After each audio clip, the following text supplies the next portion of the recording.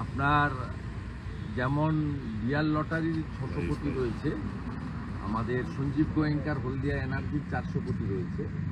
এর বাইরে আপনি দিল্লি থেকে স্টেট ব্যাংক অফ ইন্ডিয়ার যে ইলেকটোরাল বন্ডগুলো কেনা হয়েছে, এই অধিকাংশ বন্ড এডিজি সিআইডি রাজশেখরন তিনি অর্গানাইজ করে তিনি বিভিন্ন কোম্পানিকে দিয়ে, যারা এই সমস্ত বালি, মোরাম, কয়লা, পাথর, গাছ, মূলত এই ধরনের মাইন, এইগুলোতে যারা কারবার করেন তাদের কোম্পানিকে দিয়েই অবৈধভাবে বন্ডগুলো কিনেছে।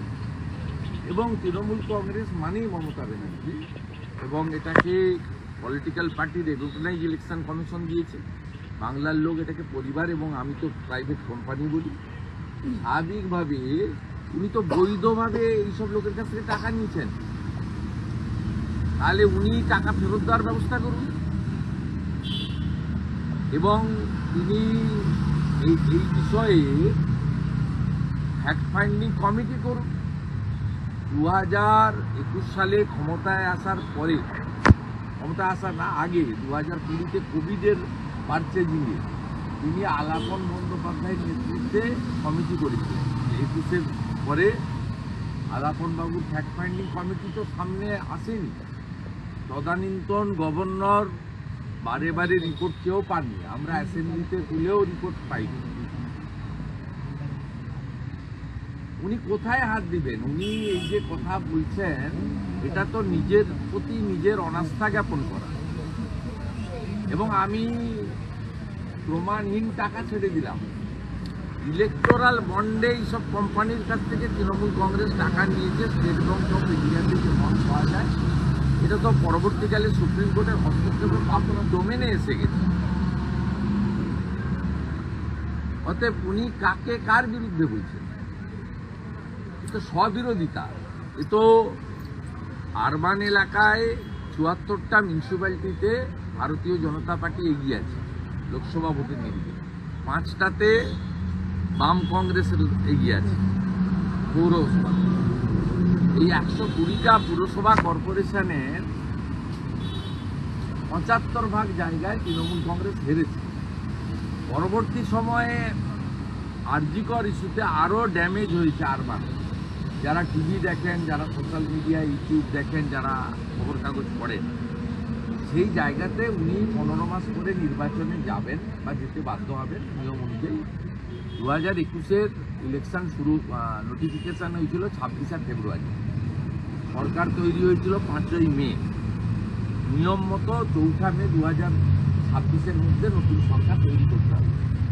ওনার কাছে আর একটা বছর আছে, মানে এই মাসটা, মানে 25 সালটা।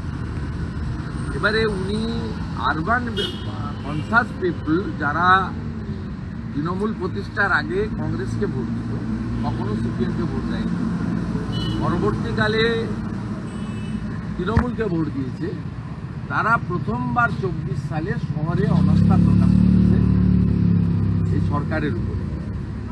বিভিন্ন ধরনের অর্থনৈতিক কেলেঙ্কারি, রিক্রুটমেন্ট স্ক্যাম, পার্থ চ্যাটার্জি, বিচিত্র মল্লিকদের জেলে যাওয়া, শাহজাহান কাণ্ড, এসব মিলে তখন আর কি তোর হয়নি। তা স্বাভাবিকভাবে উনি যেটা করছেন এটা ড্যামেজ রিপেয়ারিংয়ের চেষ্টা, কিন্তু এতে স্ববিরোধিতা আছে। সঠিক তথ্য তিনি দিচ্ছেন না, আমি উনাকে ধরিয়ে দিলাম। উনি যদি সত্যি ট্রান্সপারেন্সি রেখে এগুলোর ইতি টানতে চান, তাহলে ইলেকটোরাল বন্ডে ওনার পুলিশের লোকেরা, কিছু আইপিএস অফিসাররা, কিছু আমলারা যে টাকা তুলে দিয়েছেন ইলেকটোরাল বন্ডে, সে টাকা বলুন। তিনি এত বড় লটারি কাণ্ড হলো, 4,500 কোটি টাকা স্টেট জিএসটিতে রাজ্য সরকারকে দিয়েছে এই মার্টিন বিয়ার লটারি। এত বড় রেড হলো, 12,41,00,000 টাকা নগদ, এবং আরও কয়েক কোটি টাকার ফিক্সড ডিপোজিট পেল এনফোর্সমেন্ট ডাইরেক্টরেট। তাদের যাই প্রেস ব্রিফিংয়ে আমি দেখেছি, সে ব্যাপারে কোনো বক্তব্য নেই। 600 কোটি টাকা ওই লটারি থেকে উনি নিলেন, তো বৈধভাবে নিয়েছেন। উনি এগুলো কেন বলছেন? উনি তো লটারি থেকে 600 কোটি টাকা ইলেকটোরাল বন্ডে নিয়েছেন, সেই লটারির লোক ধরা পড়েছে।